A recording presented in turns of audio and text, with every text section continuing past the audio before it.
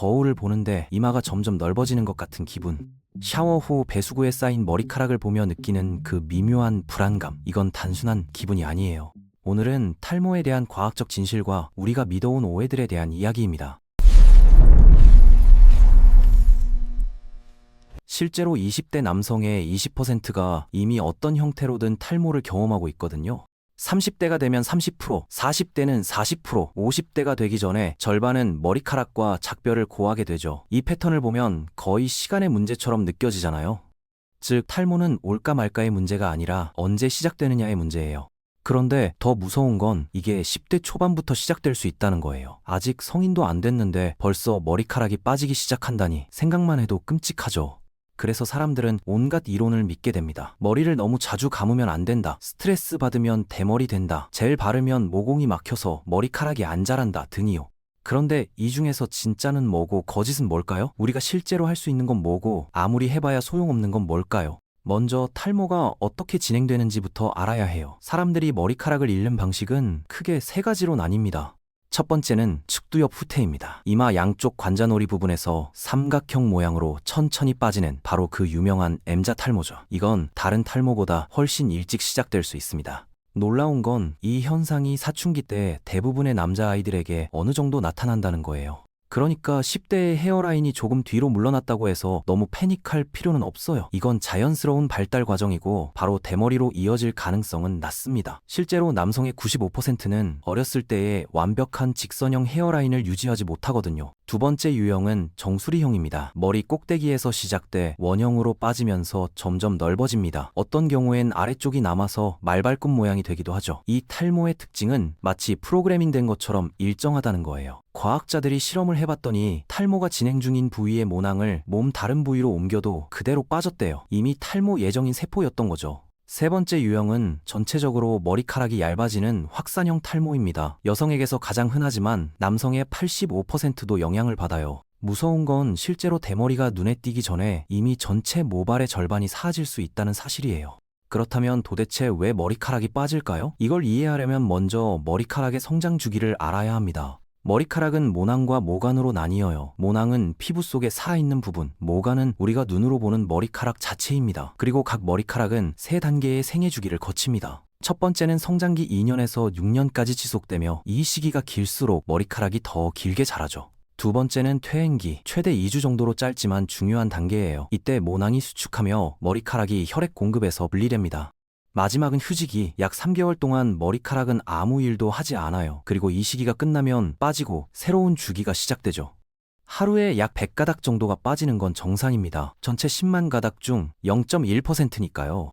문제는 빠지는 머리카락의 비율이 눈에 띄게 높아질 때예요. 이게 바로 우리가 말하는 안드로겐성 탈모, 즉 패턴 탈모입니다. 이 현상의 핵심은 모낭의 수축이에요. 성장기는 점점 짧아지고 휴지기는 길어지며 모낭은 작아집니다. 그 결과 머리카락은 점점 얇고 짧아지고 결국에는 피지 속에 묻혀 나오지 못하게 되죠. 성장기가 줄어드는 순간 머리카락은 더 이상 세상 밖으로 나올 시간을 얻지 못합니다. 이게 바로 대머리가 되는 과정이에요. 그렇다면 모낭을 줄어들게 만드는 건 뭘까요? 많은 사람들이 스트레스, 샴푸 탓을 하지만 진짜 원인은 아닙니다. 진짜 범인은 DHT, 디하이드로 테스토스테론이에요.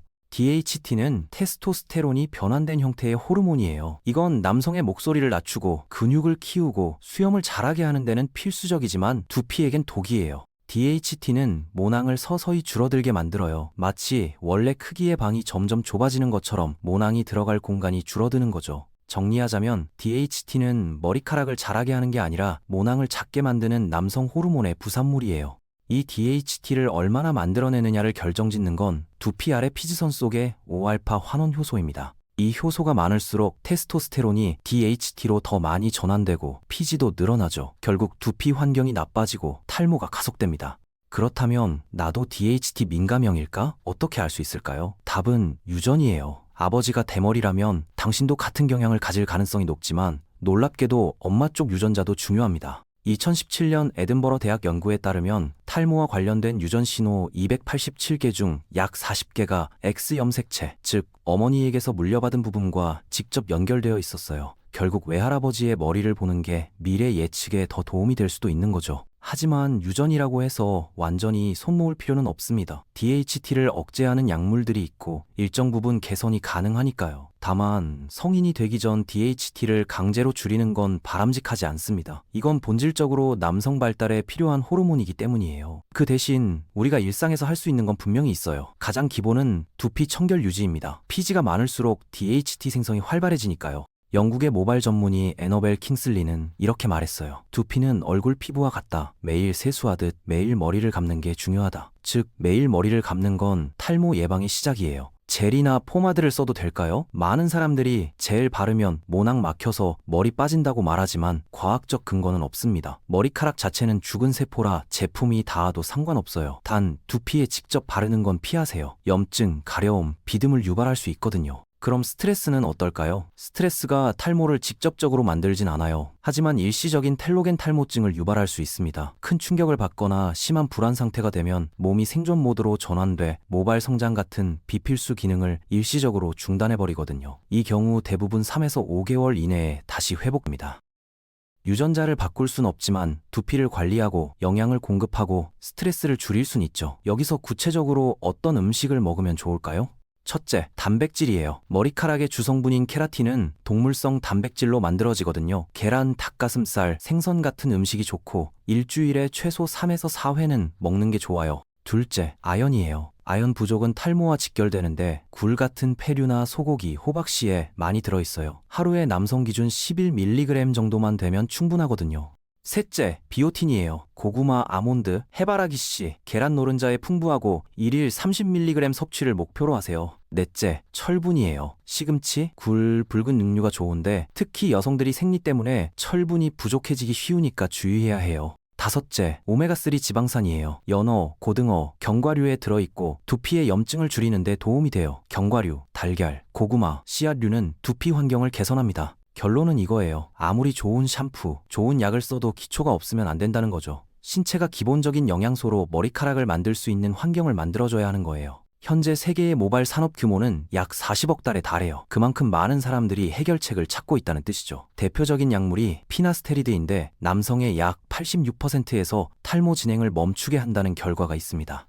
여기서 중요한 포인트가 두 가지 있어요. 첫째, 멈춘다는 것이에요. 새로운 머리카락이 자라난다는 게 아니라 더 이상 빠지지 않는다는 의미거든요. 약 30%의 사람들은 약간의 재생을 경험하지만 대부분은 현재 상태를 유지하는 거죠. 그래서 초기에, 즉 탈모가 심각해지기 전에 시작할수록 효과가 더 좋아요. 둘째, 부작용이에요. DHT 억제제이기 때문에 복용 시 반드시 의사 상담이 필요합니다. 소수지만 성욕 감소나 발기부전 같은 성적 부작용을 경험할 수 있거든요. 약 3에서 5%의 사람들이 겪는다고 알려져 있어요. 이건 의사와 충분히 상담한 후 결정해야 할 부분이에요. 그리고 약을 멈추면 다시 탈모가 진행되니까 지속적으로 복용해야 한다는 것도 알아야 해요. 비용도 6개월에 $360 정도로 꽤 부담스럽거든요. 일반 샴푸나 카페인 샴푸는 어떨까요? 효과가 있다는 근거는 부족합니다. 영국 광고 표준기관은 실제로 탈모 방지 효과가 있다는 광고를 금지했을 정도예요. 지금까지 주로 남성 탈모에 대해 얘기했는데 여성들도 무시할 수 없는 탈모를 경험하고 있어요. 앞서 말했듯이 여성의 75%도 영향을 받거든요. 여성 탈모는 남성과는 다른 원인이 많아요.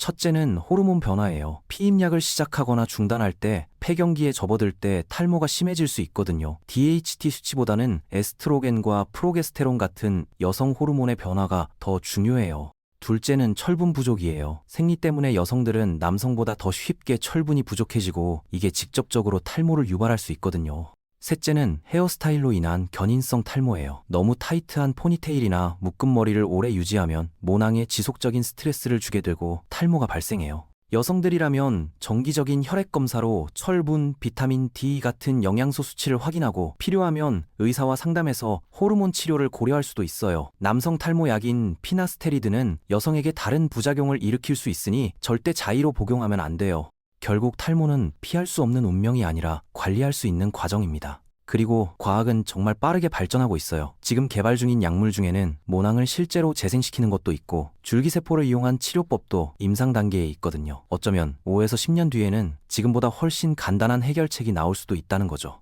그래서 지금 당신의 선택지는 이래요. 현재 가용한 방법으로 할 수 있는 것들을 하거나 아니면 과학의 발전을 기다리거나 또는 현재의 모습을 받아들이거나 모두 정당한 선택이에요. 중요한 건 알고 선택하는 거거든요.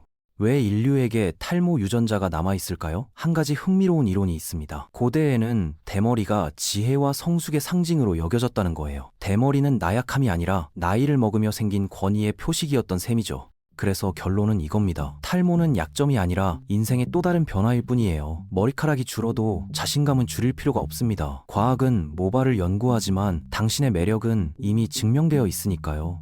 당신의 머리카락이든 당신의 모습이든 결국 중요한 건 모양이 아니라 태도예요. 이 이야기가 오늘 거울 앞에 당신에게 작은 위로가 되길 바랍니다.